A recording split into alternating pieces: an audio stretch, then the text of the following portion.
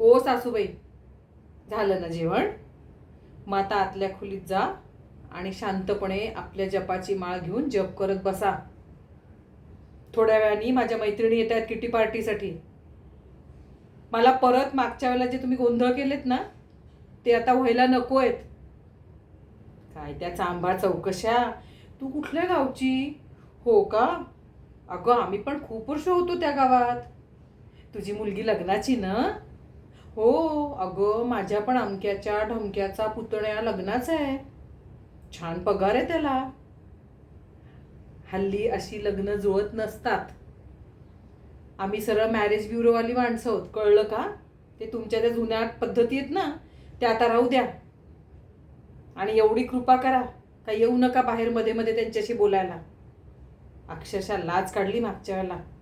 माझ्या सगळ्या मैत्रिणी हसत होत्या माझ्यावर. काय बाई तुझी ती सासू, काय ते आवाज करून करून चहा पित होती आणि नको त्या चौकशा. तुझा पगार किती, तुझ्या नवऱ्याचा पगार किती. हे असलं काही नका करू, कळलं का? अजिबात आवडत नाही आम्हाला. आणि आता आज जा आणि तिथे आपलं काय करायचं ते करा. मी जोपर्यंत तुम्हाला आवाज देत नाही बाहेर यायची गरज नाही आहे. शी, उच्छादे बाबा या बाईचा. लाज काढते, अक्षरशः लाज. मैत्रिणींना काय सांगावं ना हेच कळत नाही मला. या आता आवरा.